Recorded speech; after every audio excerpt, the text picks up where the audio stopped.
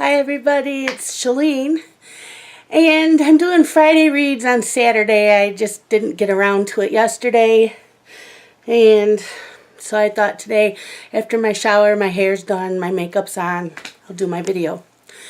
So I did that Dewey's 24-hour readathon last Saturday, which I can say was a disappointment to me. I don't remember feeling like this last October when I did it. But to me, a readathon is to read as much as possible without interference.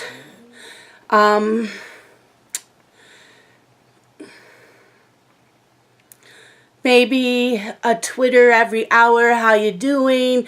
Do a reading sprint, things like that. So the only Twitters that I get notifications on my phone is for the Dewey 24-hour. Let's just say my tweets were going off probably 15 every 30 minutes to an hour.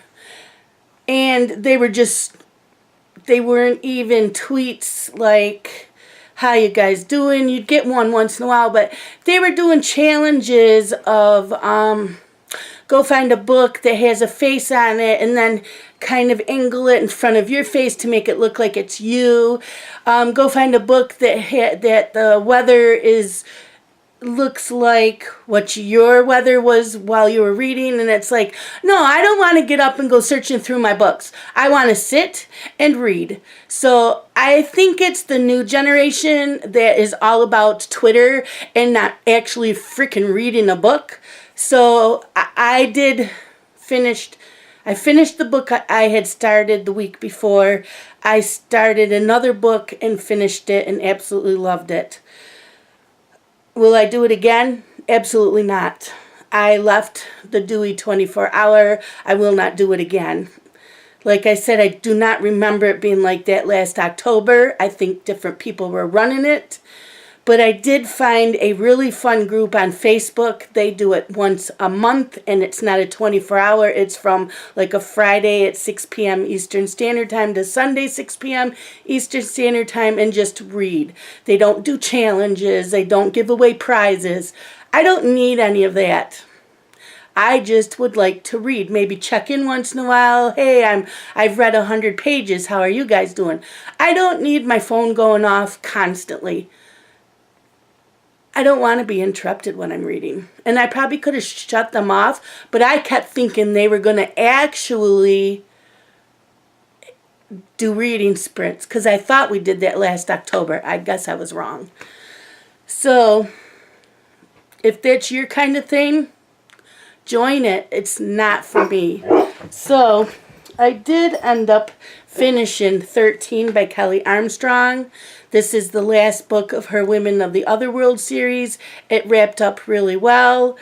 And the one thing about this, a lot of times when you read those kinds of books, they end it with like a perfect world. This didn't end like that. This ended with you knowing that there's going to be more problems in the world, but they can deal with it. And how they've dealt with it up to this last book. So I really enjoyed this. It had the werewolves and the vampires, and it had witches in it. And so I really enjoyed this series, and I highly recommend it. And then I don't have my tablet. I read during that readathon, I read a book called Always by Sarah Jio, J-I-O is her last name. I gave that a 5 read. That was a contemporary. I absolutely loved it. I received it from NetGalley for a review, and I highly recommend it if you like contemporaries and romance. It's got romance, but it's not too heavy on it. I forget the character's name, but she had a guy that she was seeing, and his personality had been changing. He was acting weird, and then one night he just disappeared. So 10 years later, the book starts up again with her being engaged, and her fiancé leave a restaurant they're at. And when they leave, she sees a homeless man, so she gives him her little box of leftovers. And when their eyes meet, she realizes this is her ex-boyfriend. And he does not recognize her. And she ends up going back the following day looking for him, and he has amnesia. So something had happened the night that he was supposed to meet her, and he has lost his memory. She took him to the hospital. He had some kind of brain damage. So then the book goes on from there, from her trying to figure out what happened to him and trying to get him to get back his memory. I absolutely love the book. I could not put it down.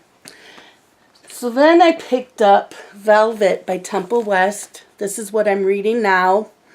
And this has to do with a vampire. These vampires are different, though. You are not turned into a vampire by a vampire bite. You have to be born a vampire. And from what I'm gathering, you age, but it's very slow.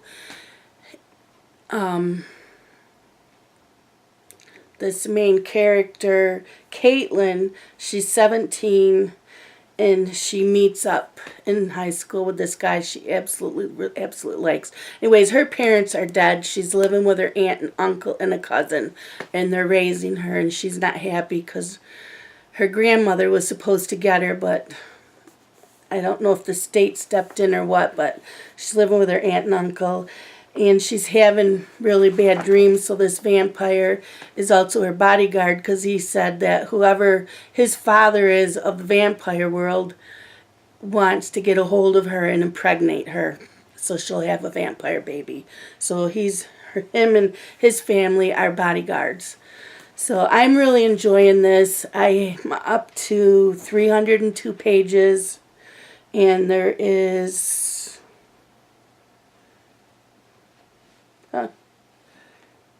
386 pages, so I'm almost done.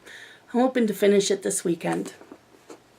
Then my next book I will be starting is Big Little Lies by Leanne Moriarty. I bought this from Book Depository because it was cheap there. Can you see it? I don't want to block my face because then there's a shadow. I DVR'd the show on HBO. I don't know anything about this. I've heard a lot about it, but I'm not really sure what it's all about because I didn't want to pay a lot of attention. I just know that it's highly recommended. And so I want to read this week so that I can watch the DVR the first season. So that's what my reading plan is for this week. And from there, I don't know. I have that Twilight Reimagined book it's the opposite. Bella is the vampire, I guess, and Edward's the human. I don't know. I've heard a lot about it. So I have that.